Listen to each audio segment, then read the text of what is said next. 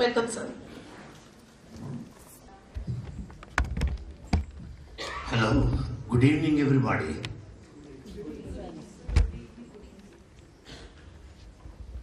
I'm under great stress and pressure of time because I have to leave immediately after the meeting and catch the flight to Bangalore. But my friends, I am mighty happy to be amongst the teachers working in different educational institutions. I have been a teacher for the last 48 years, and I hail from a family of teachers, right from paternal grandfather, maternal grandfather, grandmothers, parents, aunties. They're all teachers. Therefore, more of genes on the chromosomes of my body are of teaching profession, I believe. Therefore, I take it that it's a right to talk to educational institutions as often as possible. First of all, let me thank you for your cordial welcome and your kind invitation within a brief notice. I understand that the composition of this assembly is to a major extent teachers. Therefore, my address is focused to them straight away. Teaching is creative. Teaching is not mechanical. Teaching is not monotonous. Teaching is not a routine. Teaching is creative.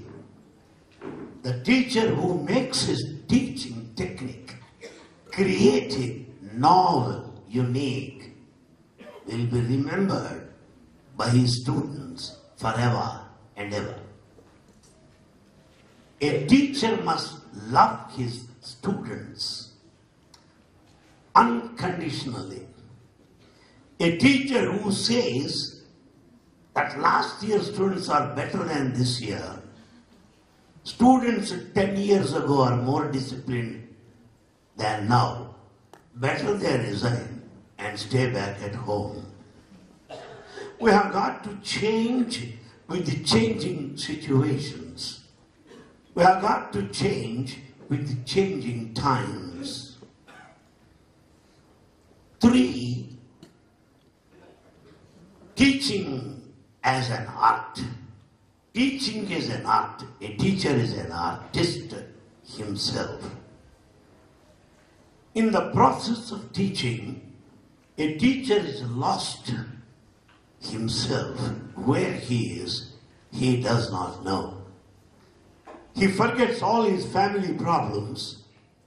He forgets all his limitations and restrictions, shortcomings, whatever may be, being totally involved in this art of teaching. Teacher is an artist. In the process of teaching, a teacher is not merely limited to the classroom. If you go to any other profession, they'll judge you by the amount you pay, the bill, that's all. I cannot go to a doctor and say, "Thank you, doctor." He will say, "Pay the bill, thanks not necessary." You are judged in terms of the money you pay and the bill you pay. There ends the relationship. Relationship ends there. But in respect of a teacher, it is one of continuity to eternity. I remember my teachers even now.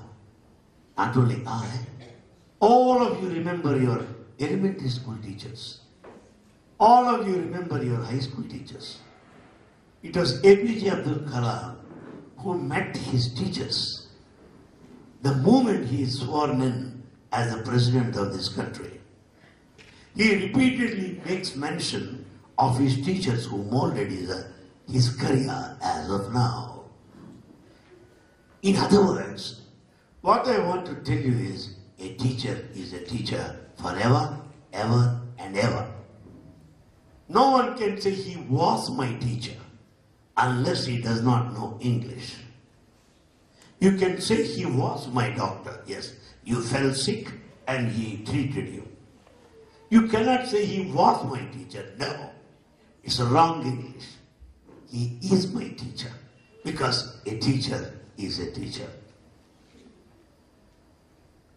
It's not merely the skill and the talent that matter, something more. Teacher's personality is very, very important. A teacher is watched by students, about 40 of them, in front of him.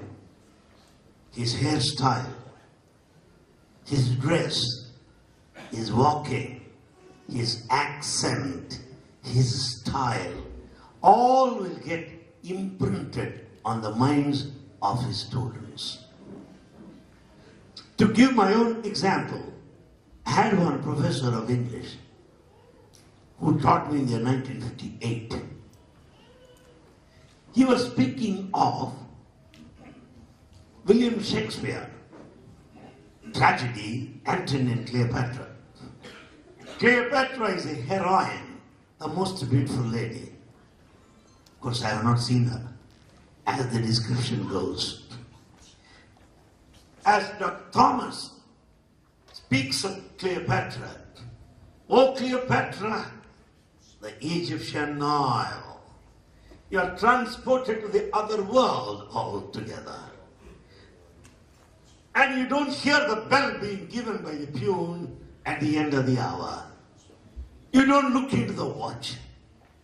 Anyone who brings the notice to the classroom, you feel like killing him because he is disturbing your class." That is teaching. And Thomas, my teacher, used to wear full suit throughout his life, all his teaching career. Even after retirement, till his 90th year, he was in full suit. What I want to impress upon you is, teachers should have these two qualities, dress and address. He should have dress and he should be able to address equally well.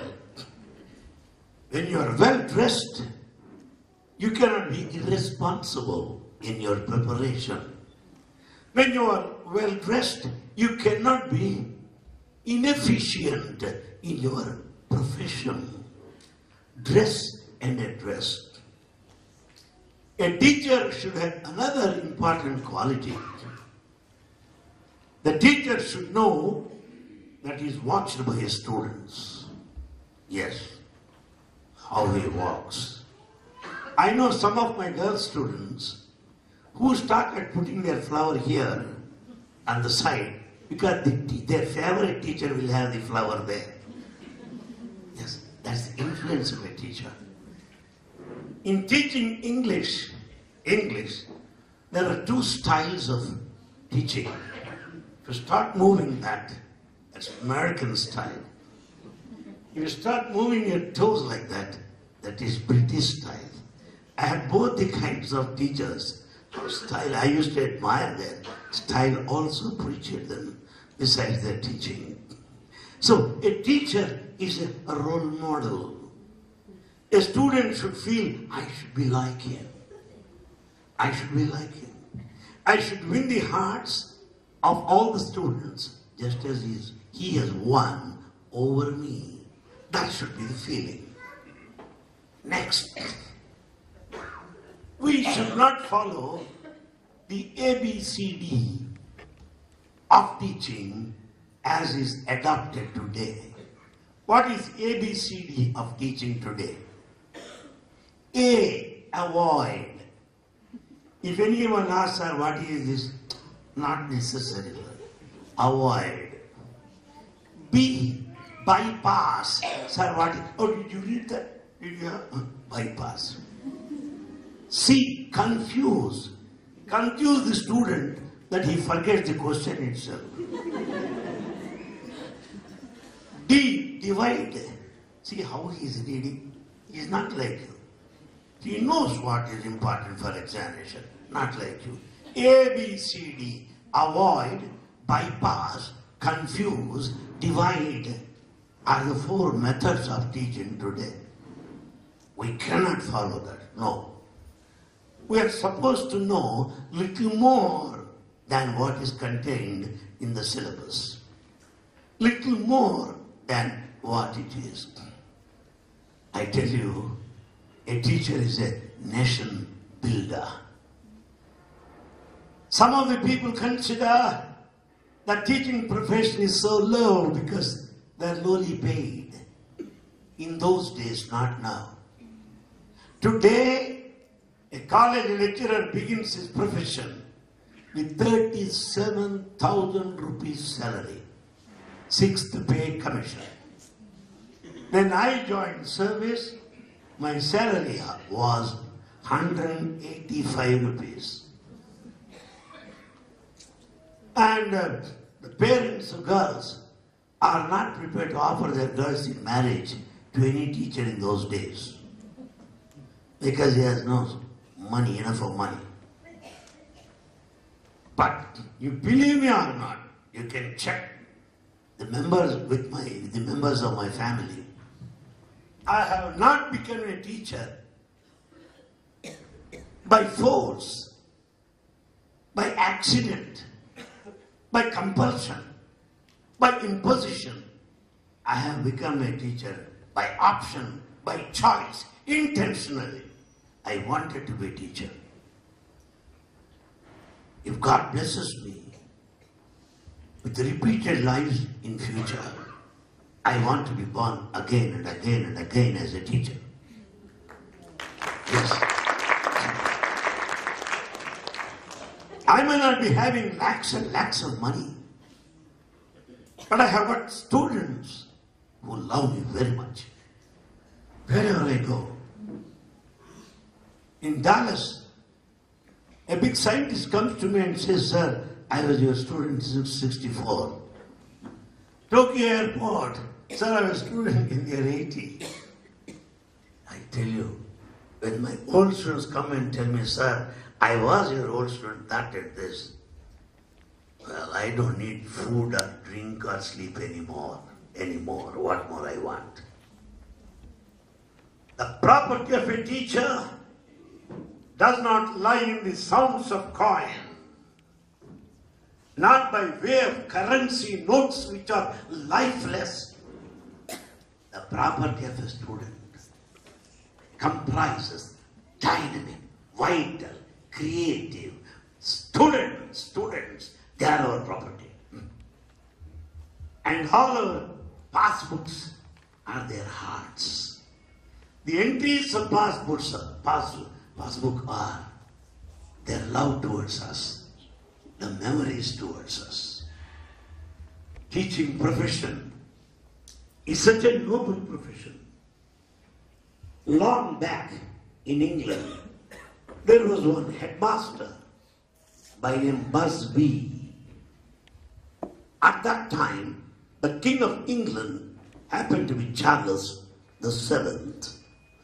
Charles VII happened to visit the school officially.